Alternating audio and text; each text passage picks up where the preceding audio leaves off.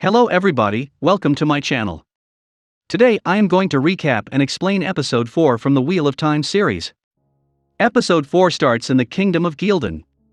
This Kingdom of Ghealdan was south of two rivers where the war was going on. Here we see a man channeling the One Power. This was the same man whom Aes Sedai captured in the last episode. This man's name is Logain Albar. He single-handedly destroyed half of King Ghealdan's army, and was chasing the king himself. The soldiers were trying to protect their king, but they were no match to a powerful magical man. Quickly the king was captured. He says to Logain, "You are not a Dragon Reborn.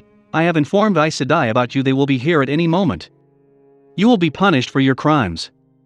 As a last attempt, the king tried his best to put a dagger in Logain's heart, but he failed. As with any man with one power, Logain was also hearing voices. We see two tendrils adjacent to him whispering in his ears. They were instructing him to kill that king. No doubt this guy was losing his mind. He convinced himself that he was the real dragon. He says to the king that the last dragon broke the world, but this time I will build it. Aes Sedai should be following me and not fighting me. He spared the king's life and asked him to join his cause. Next, in the camp of Aes Sedai, we see in total 7 Aes Sedai. 2 belong to Green Ajah and 5 belong to Red Ajah. A senior and experienced Green Aes Sedai, Kerene, healed Moiraine. After getting consciousness and health, Moiraine was surprised to see Kerene feeling weak. Because she held many armies single-handedly, she was one of the powerful Aes Sedai. Kerene says the wound hadn't weakened me, but that guy in the cell is. Later she took Moiraine to a cell where Logain was held up. Moiraine was certain that this guy is a false dragon, but his power was immense. He had thousands of supporters, and he single-handedly destroyed half of King Ghealdan's army. 2 Aes Sedais were required to keep him in his cage and suppress his power. Liandrin and Alanna were holding him down. Here Liandrin suggested that they must gentle him here, so that his madness can't create any more problems. But Kerene disagreed. She made it clear that their job is to bring this man to the trial in the White Tower, so that the Merlin seat can decide what to do with him. Here gentling means cutting him from his power. Now Moiraine offers to watch over him so that Liandrin can take a break. She puts on her power shield and Liandrin removes her. The next day the traveling people were living for Tar Valon city. It is where the White Tower was situated. Ron was feeling a bit hesitant for him. These people seemed too good to be true. Egwene told him that if he doesn't want to go with them, then they will not go. Both these guys thought for a few minutes. With no other solution around, they decided to march along. Thom, Rand, and Mat were traveling in the eastern direction. Rand had his suspicion about Thom, even though he saved their lives, but how can they just simply trust him? Dina also told him that many other people are serving the Dark One. What if he killed her to take us directly to the Dark One all by himself? Mat nodded Rand's logic but assured him that he was a good man. He told him how he buried that soldier. Alanna and Moiraine chatted about all issues while watching. Alanna was a Green Aes Sedai. They were the warriors among the 7 Aes Sedais. Blue Aes Sedais were spies, reds were more like the police. Yellow are healers, brown are smart think tanks like thinkers, and greys are more like the negotiating politicians. Alanna was surprised by Logain's power, as she never felt a man with this much strength. She too was not sure that this man was indeed the Dragon Reborn or not, but she was pretty much certain that the end of this age is near. A great battle is ahead. These two were busy talking. Logain made his move and tried to escape. A burst of energy came from him, but these two contained him quickly. Liandrin started chatting with Nynaeve. She explained her role and rest Aes Sedai's role in the larger context of the world. Later Lon joined them. He promised Nynaeve again that they will help her to find her friends once they reach the White Tower safely. Perrin and Egwene were traveling with Tinkers, where Perrin asked them about their safety, what they do for protection. The leader from Tinkers started explaining their philosophy.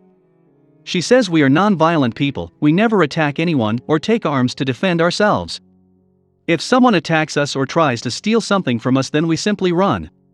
We rather die than attack someone with violence. Violence is pure evil and violence creates violence. When someone does violence against someone, the wheel will punish the perpetrator in a new age. As ages changes, their soul takes birth and suffering continues. Victims also take new birth, and hopefully their new life will be better than the one they are having right now."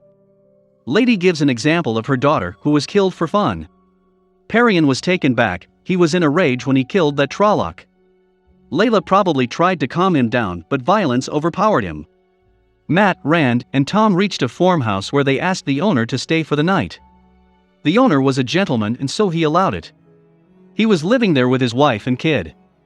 Late at night suddenly Mat became sick. He started vomiting black shadows similar to the one seen in Shadar Logoth. Horses also started making noises seeing him. Thom observed these things and thought maybe his one power is getting activated. These may be the early signs. He woke up Rand and told him all these things. He also started narrating his personal story. He says my nephew was a good clean boy. One day he started sick, the vomiting started, he got agitated, and the madness started seeping in. After his power got activated, the madness consumed him. One day Aes Sedai arrived and gentled him. Even though he survived, he was never the same man. He went deep into the depression, killed himself by cutting. Thom asked Rand to keep a close eye on Mat. Back at the camp of Aes Sedai, all warders gathered around the fire and chatted for some time. Nynaeve also joined them. They were all happy in serving the Ajahs. Later Logain and Moiraine started discussing about Logain. Logain was also sure that he was no Dragon Reborn. As Trollocs were not following him, Rand and others were getting dreams. Moiraine thought that even the Dark One had no idea of who the real dragon is in this age. She also agreed that Logain was the most powerful man they ever encountered. Rand got another scary dream in which the glowing eye entity was hunting all of his friends. It was killing them. Suddenly Thom woke him up because he heard many screaming voices. Mat was missing. Rand searched him. He was standing beside the bodies of the house owner and his wife. He had killed them. He was in a state of possession. The black shadow was dripping from his mouth. He pointed his hand toward an empty ceiling and said, "I see you." An entity known as Fade emerged from the darkness and started attacking them. Thom immediately started fighting with it and asked these guys to run away from there. Mat came out of his possession somehow and was shocked seeing all this. He was not sure what happened to him and why he did it. I am very much sure that the dagger Mat is keeping is working as a GPS for Fade. Later Mat and Rand ran away on their horses. The next morning Logain was doing a ritual of his village when Nynaeve intercepted him. He explained its significance. Nynaeve lost her parents and villagers when she was little. She grew up with her wisdom. She only remembered a few lines from his father which was in the old tongue. She narrated that to Logain, who explained its meaning. It was what the bygone king of Manetheren said to his wife before a battle he knew he would lose. It goes like this. We shall go into the land so our children can always hold us and will never be alone. They were sacrificing their lives for their kids. Nynaeve was emotional hearing this. Later Logain's army with the king of Gildan attacked at Aes Sedai's camp. Logain, Stepan, Alanna, and other warders started fighting. Logain sensed their presence, and he broke his shield. He was keeping quiet all this time to attack at the right moment. Well, a smart move I suppose. He knocked down Kerene and Liandrin. Moiraine arrived here. Instead of attacking she asked him why should she believe he is the Dragon Reborn. How he knows it. Logain says I hear all their voices, many thousands of them. They were the voices of previous dragon, they give me strength. They are teaching me how to do it correctly this time. Moiraine smiled a little bit and said your power is like a candle compared to dragon's power.